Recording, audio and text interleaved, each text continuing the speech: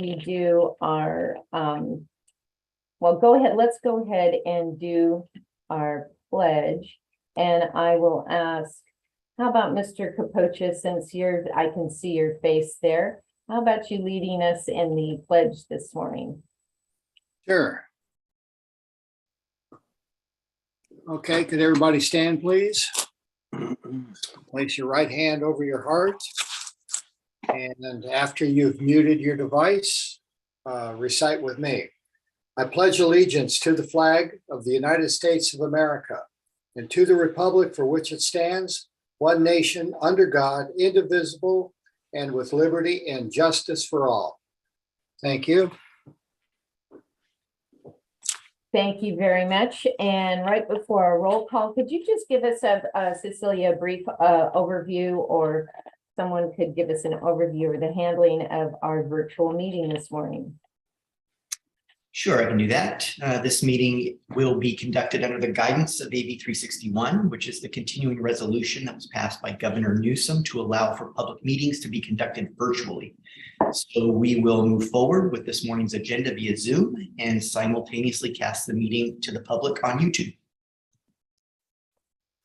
Okay, great. Then we will move on then. And Cecilia, can we have roll call, please? Yes. Alhambra, Here. Arcadia, Yeah. Azusa, Here. Baldwin Park, Here. Bradbury, I'm here. Claremont, Present. Covina, Duarte, El Monte, Present. Glendora, Present. Industry, Present. Arwindo. Oh, I'm here. My mic all of a sudden is going funny. Okay, no problem. We're actually Arwindo, Trustee Garcia, La Puente, Here. Laverne, Here. LA County, Present. Monrovia, Here, I'm sorry. Monterey Park, Present. Pasadena, Pomona, Here. Rosemead, Here. San Dimas, San Gabriel, Here. Sierra Madre, Here. South Pasadena, Here. Temple City, Here. Walnut, Yeah. West Covina. Yeah. Thank you. With that, we do have a quorum. Great, wonderful. Yeah, my earpiece actually is going funny, but I can still hear you, but I have a horrible humming in it. But moving along, then 1.3, our order of business. Do we have anything that we need to take out of order or prioritize this morning? We do not know. Okay, thank you very much. And then we will move on to item 2, opportunity for public comment on non-agenda items. Did we receive any requests for public comment? No public comment. Okay, and not seeing any raised hands, we'll close that portion. We'll move on to our consent calendar, which are items 3.1 to 3.8. And in there, we've got a resolution to continue meeting virtually. Did we have any public comment on our consent calendar? No public comment. Thank you. And then with that, we can take one motion to approve our consent calendar. Do we have a motion? Sandoval, move to approve. Thank you. Gonzalez second from Azusa. Okay, we have a motion and a second. Can we please have a roll call vote? Absolutely. Hamburg, Yes. Arcadia, Yes. Azusa, Yes. Baldwin Park, Yes. Bradbury, Yes. Claremont, Yes. El Monte, Yes. Glendora, Yes. Industry, Yes. La Puente, Yes. Laverne, Yes. LA County, Yes. Monrovia, Yes. Monterey Park, Yes. Pasadena, Yes. Pomona, Yes. Rosemead, Yes. San Gabriel, Yes. Sierra Madre, Yes. South Pasadena, Yes. Temple City, Yes. Walnut, Yes. and West Covina. Yes. Thank you. With that, the motion passes. Thank you very much. Okay, we are moving on now to item 4, which is a presentation by Jason on West Nile virus. All right, thank you very much, President Shevlin. Let me share my screen here. All right, can everybody see the presentation there? We good? Yep. All right. So I thought it'd be a good idea to kind of give an in-depth review and update of West Nile virus this month, really because as virus picks up in the state and in San Gabriel Valley, I know that a lot of you are getting messages that virus is present in your cities, and I want everybody to know exactly what that means, you know, allow time for any questions or anything about how we should proceed with any of that. So I'll go through with a brief introduction to West Nile virus, probably be review for a lot of you, but then also an update on where we are here at the district. So let's start here with different mosquitoes transmit different diseases. And the two types of mosquitoes that get the most attention from us here at our district are Culex and Aedes. Culex on the left side of the screen, Aedes on the right. And invasive Aedes here on the right, they spread a lot of different diseases, but none of them are currently being transmitted here in California locally. But since the mosquito is here, we do expect that at some point, one or more of these viruses will be introduced into our local environment. And so we do monitor for some of these diseases. And the three that we actively monitor are dengue fever, chikungunya virus, and Zika virus. So we test mosquitoes we trap mosquitoes and test them for these viruses. Aedes and Aedes-borne disease and local transmission can be a totally different presentation for another day. But the more current threat comes from the Culex quinquefasciatus, which is our most common mosquito here in California and in our area. And it is currently spreading diseases locally. And so the three diseases that we monitor from Culex are St. Louis encephalitis, Western equine encephalitis, and then the most prominent mosquito-borne disease in California, West Nile virus. The first two viruses here do pop up throughout California and in Southern California occasionally. So we do monitor them, we do keep an eye on them, but the big one by far is West Nile virus. And in fact, West Nile virus is the leading cause of mosquito-borne disease in the continental United States. Mosquitoes vector the disease, which means they transfer the disease from one host to another. They pick up the disease from birds. Birds are the reservoir host. The disease is carried in birds. And then mosquitoes transmit the disease from birds to humans and horses. West Nile virus is endemic in California, which means that it's always in our environment and never goes away. And like I said, it survives in the bird population.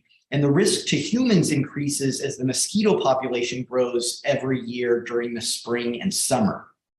And here's the virus transmission cycle. So it starts with the birds where the virus is present year round. Mosquitoes bite the birds and become infected themselves. Now, here's a fun little fact. The Culex mosquitoes that transmit the disease in they don't necessarily seek out humans. They actually gravitate more naturally toward birds and small mammals primarily. And that's why here in California, we generally didn't have to worry about mosquito bites, except for a very specific time of year and time of day, because these mosquitoes, while they were present in our environment with insignificant numbers, they aren't actively seeking humans to bite. So when mosquito populations are fairly low, the transmission cycle for West Nile virus tends to cycle primarily through birds and mosquitoes. But as the mosquito population grows throughout the spring and the summer, the chances of that virus being spread from mosquitoes to other animals, specifically humans and horses, increases. And so that's when the threat to our community becomes increased. We can actually track the virus in mosquitoes and birds long before we see it transmitted in humans, which is actually a pretty significant part of our surveillance program. This tracking helps us direct our resources in the most productive way possible. And that's what's happening right now. We trap and test mosquitoes, and we're starting to find West Nile virus infected mosquitoes pop up around the district. And as I said, many of you have probably been notified of the first positive confirmed in your cities. And this news is nothing to panic about. It happens every year, but it is notable because it's an escalation of the virus activity that increases the threat level.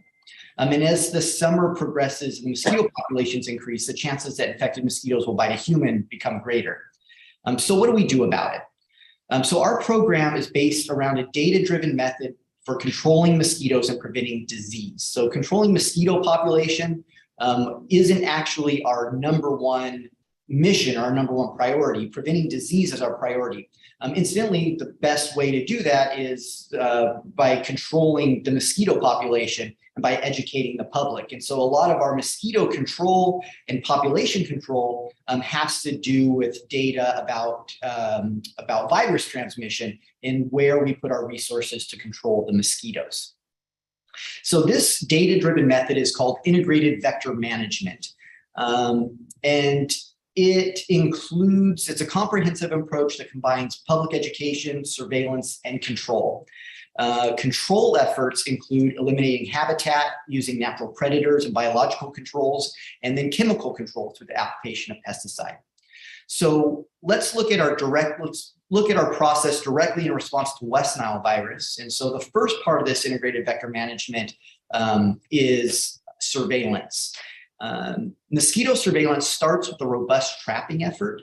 And a common misconception is that we trap as a form of population control, and that's not necessarily true. We trap mosquitoes to measure their abundance and collect samples for testing. On the screen here are two different trap types that attract mosquitoes in two different ways or in two different parts of their life cycle. The trap on the left is called a gravid trap, and it uses stinky water to attract female mosquitoes that have already taken a blood meal and are looking for a place to lay their eggs. These mosquitoes in this trap catches more disease because mosquitoes pick up the disease when they take a blood meal. So gravid females are much more likely to be carrying disease. The second trap here on the right is called a BG trap, and it uses a scent lure to attract females that are searching for a blood meal.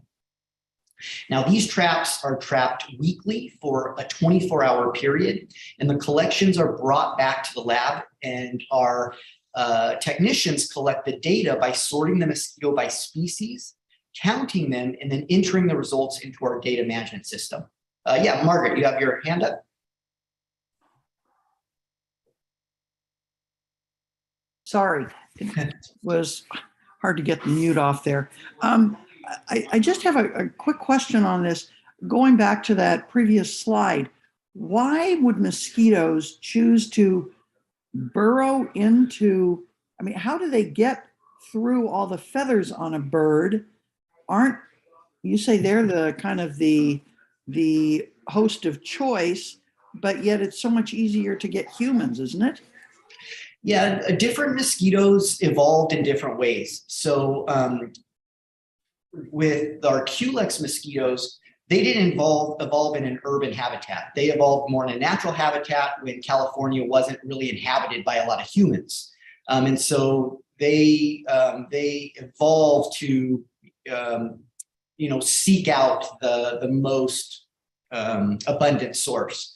Aedes, for example, they actually evolved in urban environments specifically around humans. And so they came up, they have a very good system for biting humans. That's why they bite around our ankles and not around our ears. That's why they move from one host to another. And so they have a totally different biting habit pattern that makes them effective at biting humans, where Culex have a totally different biting habit. They tend to rest in the canopies of trees where there are more birds present. So it really just depends upon where the mosquito species evolved and what was the most abundant source over that time period of evolution. And Jason, if I might add, Sure. the mosquitoes that tend to bite the birds also prefer to bite around the eyes of the birds, where it's less exposed. Yeah. And I guess they don't have any hands where they can go ahead and swat them off anyway. Okay. All right. Thank you. Yeah, you're welcome. After we get the mosquitoes, they sort them and we collect the data. Once the data is entered, the rest of the district can analyze and track the mosquito population. And so here's an example of what it looks like in our data management system. Each one of these orange boxes is a trap location. And the number in the box signifies the total number of mosquitoes caught in the trap over time. And so in the web-based system, you can click on any one of these boxes, or technicians can click on these boxes, and they can see the history of this trap week over week, how often the trap has been used, what types of mosquitoes and what the population was found in the traps.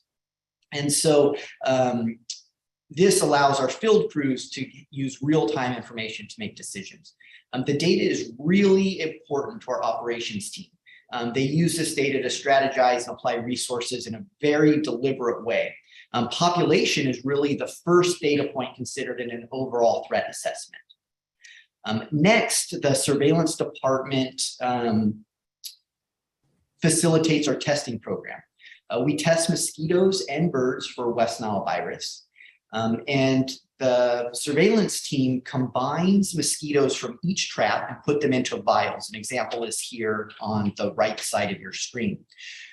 Each of these vials is a single sample and it's called a mosquito pool. So if you ever hear us talking about mosquito pools being tested, we're not talking about swimming pools or pools of water. We're talking about a group of mosquitoes that have been pooled together for testing purposes. And the district prepares between 40 and 50 pools per week and sends them to the lab for testing. Dead birds get reported to the state hotline, and when a viable sample is discovered, the state passes that information along to us. We pick up the bird and prepare a sample and send that sample to the lab for testing.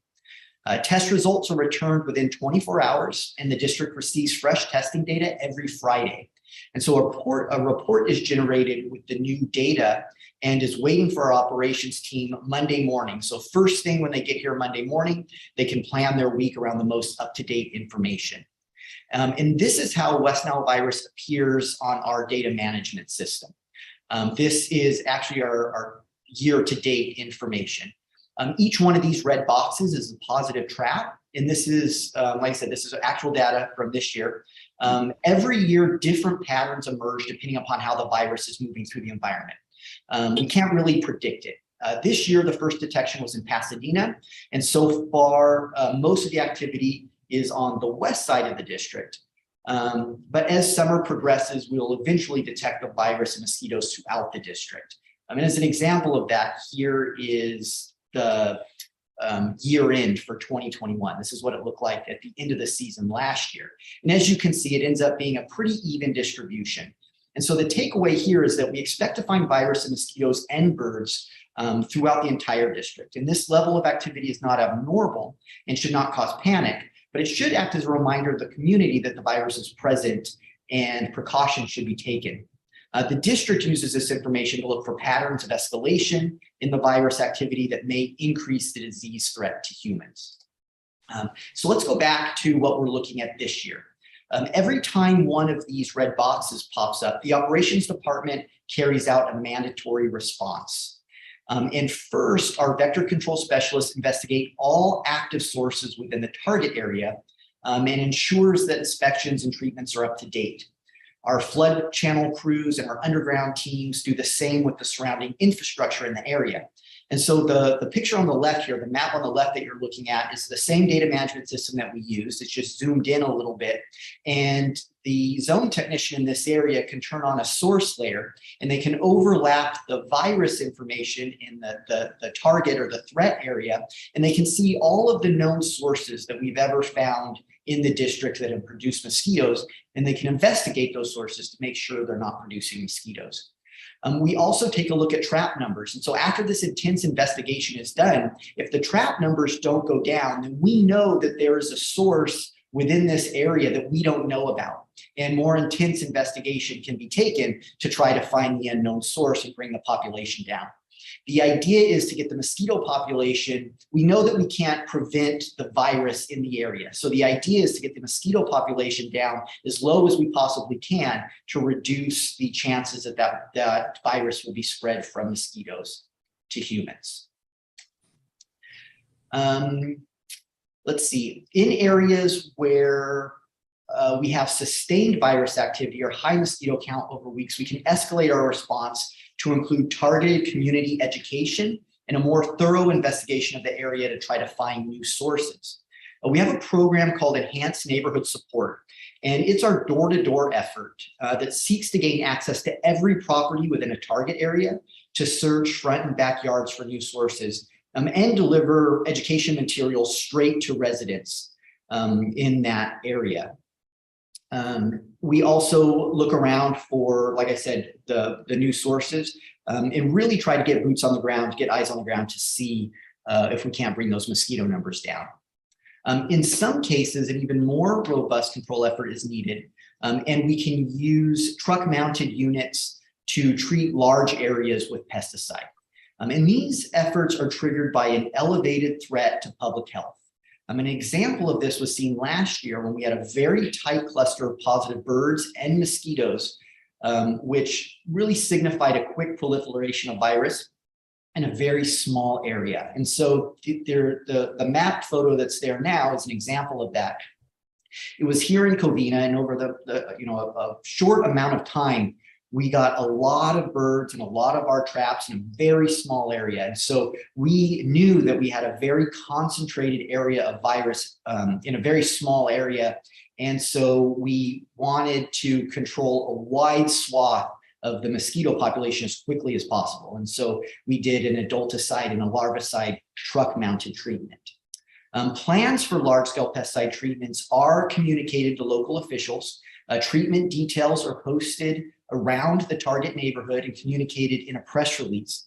And details are posted and archived on our website. So we're extremely transparent about this. It is a very quick turnaround, usually within a week of when we decide or get the data that this needs to happen. Because it is a response to an elevated threat to public health, we need to be very quick, but we're very transparent about what it happens. You can check out all of our broad scale pesticide treatments, all of the details on our website. Everything is archived and transparent. Now, if and when a person contracts West Nile virus, that information comes from the county health department. The patient information is protected by HIPAA, so it's not made public, but the district does get a location so that we can respond accordingly. We never deal with patients or perform any investigation about the nature of transmission. Anything that has to do with a human is handled by the LA County Department of Public Health or the Pasadena Health Department. We add the new information, though, to our current threat assessment, and then depending upon what the other conditions are in the area, we'll respond in an escalated way, a combination of ways that I've already described. Now, the big takeaway for all of you, when you do get information about activity in your cities, the most important message you can take away from this to share with your families and your communities is to wear mosquito repellent. We really want to make sure that communities know that the virus is present, and it's not a reason to avoid outdoors or to panic. It's just an awareness that we need to be more proactive to prevent mosquito bites, because preventing mosquito bites is the very best way to protect yourself from the virus. We also want to let you as trustees know and the city officials know, because if there is a quick escalation of the virus, we want everyone to be aware that the virus is there so that we can quickly do broad scale control efforts in the cities if that's necessary. And that concludes my presentation. If you have any questions, if we have time, I'm happy to address them.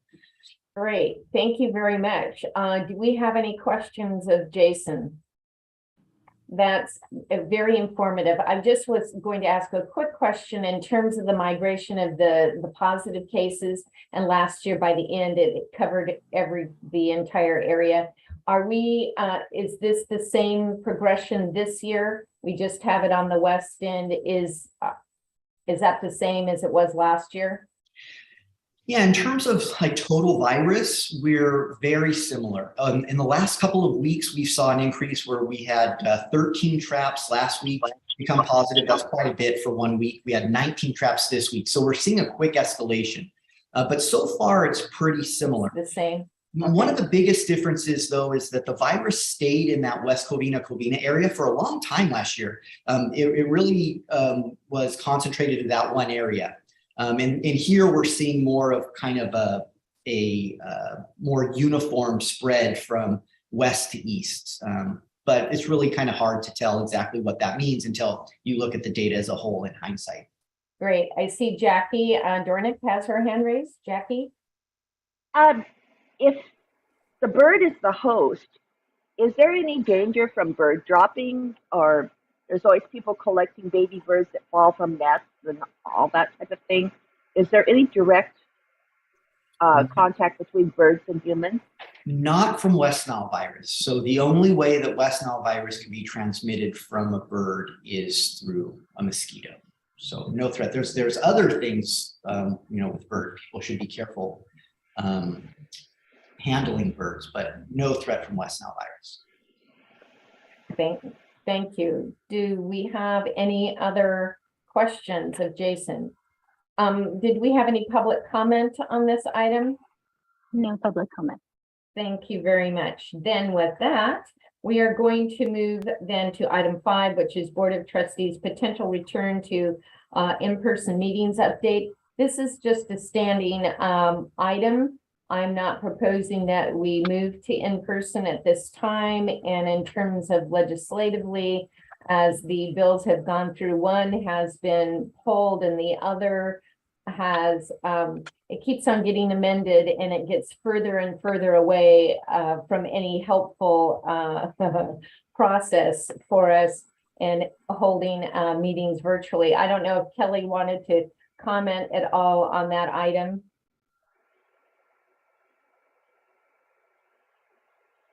Are you frozen there? I think you're frozen. At any rate, the legislation as it goes forward is not necessarily helpful, and especially for a large board. One of the main requirements, you can't use it more than 3 consecutive meetings, and you must have a in-person quorum in order to allow some people to attend virtually, which would be a scheduling nightmare. So at any rate, we will keep you posted, and unless there's someone that has any questions on this, we will continue at this time under our continuing resolution to meet virtually. Do we have any questions? Okay, did we have any public comment on this item? No public comment. Okay, great. We will move on then to item 6, which is our closed session public employment appointment. And Cecilia, are you moving us into the closed session room? Yes, I'll open up the break room, and if you can join, we can get that started.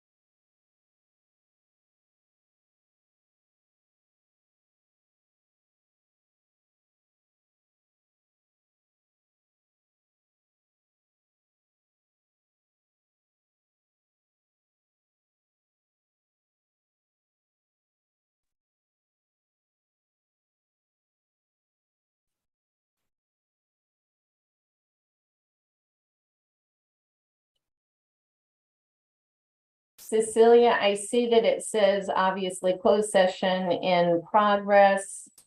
We've closed that portion. Okay, thank you for that. Let me go ahead and close the breakout room. So let's give everybody a minute or so to join back the open session.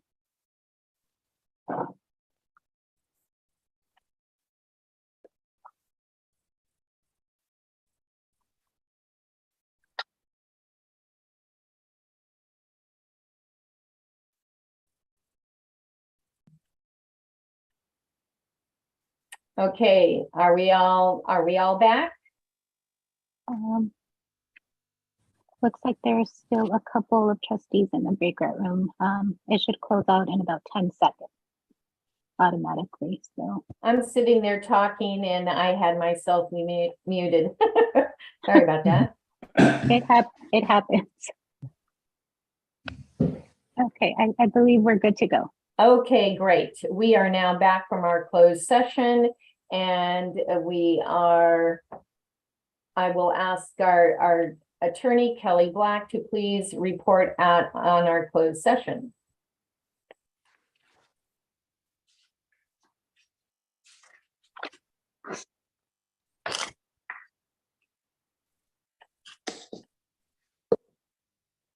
Kelly, you're I muted. think she's muted. Yeah. Gosh darn it, I did a good job too. I apologize for that. The board met in closed session and have decided to appoint a permanent district manager. And with that, it's appropriate now to move on to agenda item number 7, which is the announcement of the permanent district manager and the associated contract. Thank you. Okay, thank you very much. So item 7, consider appointment of a permanent district manager and associated employment contract. We discussed this in closed session. There's consensus and we are, this item is before you for approval as presented. And do we have any discussion on this? Any questions? Do we have any public comment? No public comment. Okay, I'm not seeing any raised hands. So therefore, do we have a motion to approve the appointment of Jason Farnett as the permanent district manager and authorize myself to finalize and execute the employment contract with Jason? So moved. Okay. Was that you first, John? I think so. Okay, With we have pleasure, I make we that- have a I motion make by that movement. John Capocha, and Second. I'll try a second. Finley second. And Margaret Finley second. We have a motion and a second. Can we please have roll call? Yes. Alhambra. Yes. Arcadia. Yes. Azusa. Yes. Golden Park.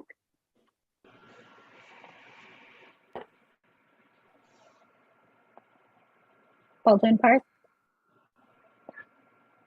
Bradbury. Yes. Claremont. Yes. Duarte. Yes. Almani. Glendora. Yes. Industry? yes for money. Oh, thank you. Industry, yes. Thank you. Puente. Yes. Liburn. Yes. LA County. Yes. Monrovia. Yes. Monterey Park. Yes. Pasadena. Yes. Pomona. Yes. Rosemead. Yes. San Gabriel. Yes. Sierra Madre. Yes. South Pasadena. Yes. Temple City. Yes. Walnut. Yes. And West Covina. Lloyd, did we lose you, Lloyd? I think I see him. He may be muted. I'm sorry. Oh, Trustee yes. Johnson? Can you hear me now? Yes. Thank you. Yeah. Sorry. Thank you. With that, the motion passes. Thank you very much and congratulations, Jason, as our on the award of this contract, employment contract, and I look forward to being able to finalize this with you. Okay.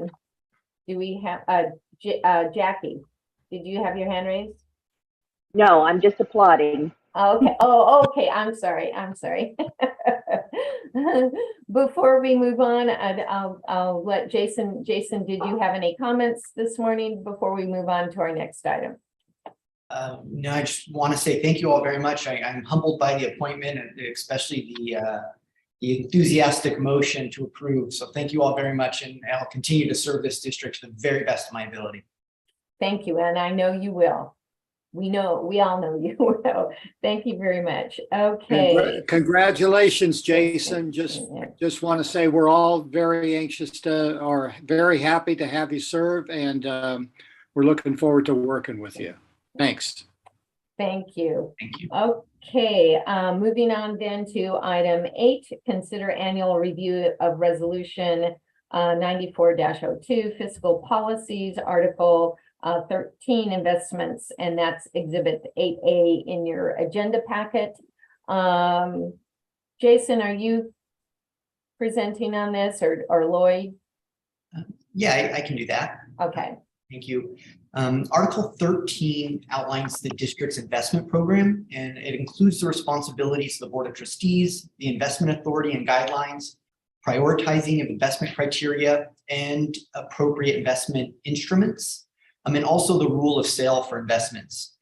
Section 7 in the investment policy revision states that the investment policy shall be reviewed and adopted annually by the Board of Trustees. And so the current document, which is Exhibit 8A, was last revised in 2018 and is presented to the Board of Trustees for the annual review and approval. The Finance and Audit Committee reviewed Exhibit 8A on June 22nd of this year and recommends approval of Resolution 9402 as presented. Thank you. Did we have any public comment on this item? No public comment. Okay, great. Do we have any questions from the trustees? Not seeing any. Do we have then a motion to approve the resolution 9402? I'll make the motion. Meyer Park, second. Oh, okay. So we have a motion by Lloyd Johnson, a second by Joseph Leon. And can we please have a roll call vote, please? Yes. Alhambra, Yes. Arcadia, Yes. Azusa, Yes. Golden Park, Bradbury, Yes. Claremont, Yes. Tuarty, Yes. Almani, Yes. Glendora, Yes. Industry, Yes. La Puente, Yes. Laverne. I'm so sorry. Yes. Thank you. LA County, Yes. Monrovia, Yes. Monterey Park, Yes. Pasadena, Yes. Pomona, Yes. Rosemead, Yes. San Dimas, sorry, San Gabriel, Yes. Sierra Madre, Yes. South Pasadena, Yes. Temple City, Yes. Walnut,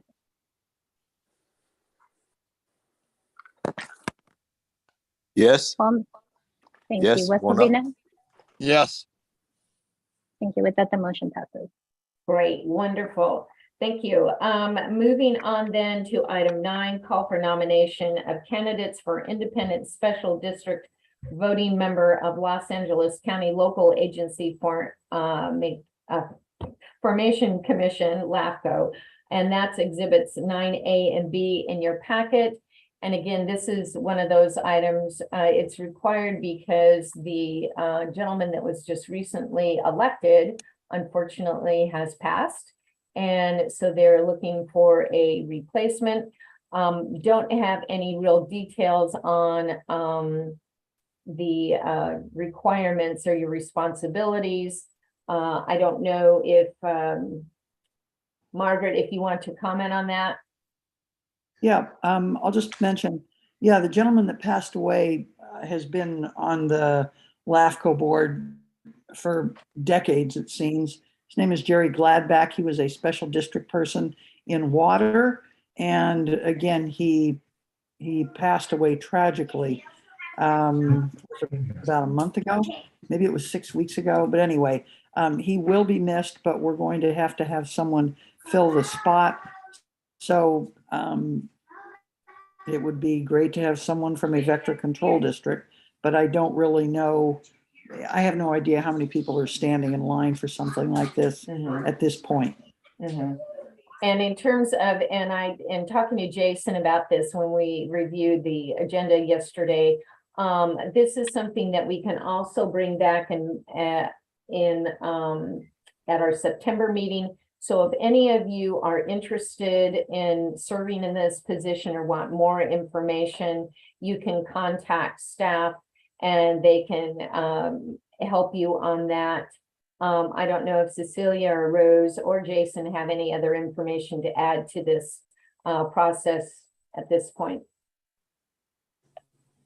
Yeah, I'll just mention that Cecilia did find some more information about, meeting schedule and tasks for the committee. And so she does have that information. If you're interested in learning more about the committee, she can fill you in. Just reach out to her. Jason, my recommendation would be, if there is somebody who is really interested in this, that they contact Paul Novak, who's the CEO of LAFCO. He was a staffer for Antonovich for years, and Paul would have kind of the inside track to know whether there's someone who has been waiting for this for several years to get. So that's what I would do. If there's someone interested, then it would benefit our district to go ahead and have you contact Paul Novak. Okay, if we could do that and have that information available, if staff actually could even contact him and get that information, or have any interested parties contacted an individual. Margaret, can you get that contact information to them, to staff? Yeah, I will. I'll share Paul's contact information, because I think, Jason, I'm pretty sure I have your cell phone. So I'll just go ahead and share the contact info with you. Paul's a great guy. He's very committed and very dedicated to LAFCO. And again, it's one of those positions. It's surprising. We have 2 city representatives throughout Los Angeles County. It's let's see, John Marish from Beverly Hills, and then myself. And then we have 2 county supervisors that sit on there, a couple representatives from the city of Los Angeles, and then some assorted special district people, and I believe 1 public person. So there are 9 members of the LAFCO board. It's very interesting, but frankly, it's pretty much rubber stamping things, unless you get like an East LA annexation they desperately wanted to, or incorporation, they desperately wanted to incorporate and be their own city. And as you know, when San Fernando Valley, they wanted to I guess you could say they wanted to incorporate. Those are the interesting times that go on, but the rest of it is kind of slam dunk kind of stuff.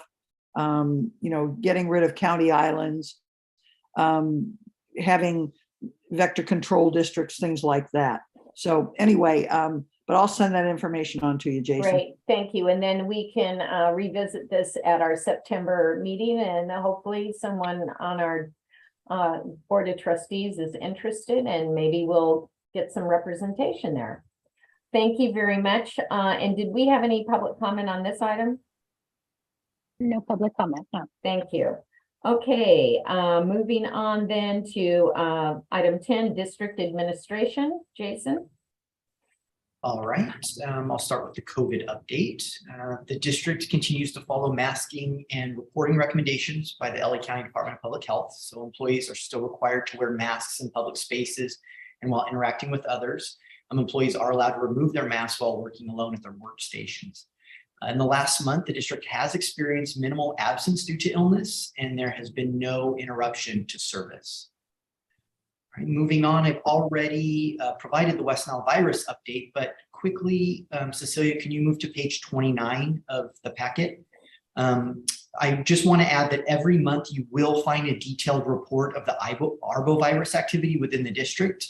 This month's packet is on page 29. And if you can't get to it, Cecilia, that's okay. Just so you guys know that it's all there, detailed out. Additionally, the district has also responded to information provided by the county regarding a travel-related dengue positive human case. And again, patient information is protected and highly confidential in these cases, but incidents of travel-related cases of Aedes-borne disease are not uncommon, but they're very significant since one could lead to an introduction of virus into our local mosquito population.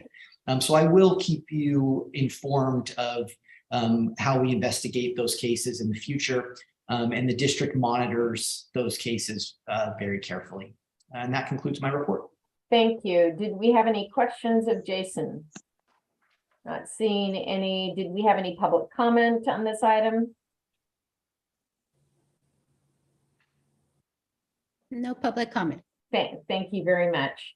And then I will say, Jason, then I want to congratulate you, and we look forward to a very productive future with you. And so congratulations, and I look forward to signing on the dotted line. Thank you. Okay, committee reports. It's got the Joint Executive and Personnel and Policy Committee. You already heard from us earlier, but going forward, especially the Personnel and Policy Committee does have some work to do as we continue to look at our salary levels and surveys.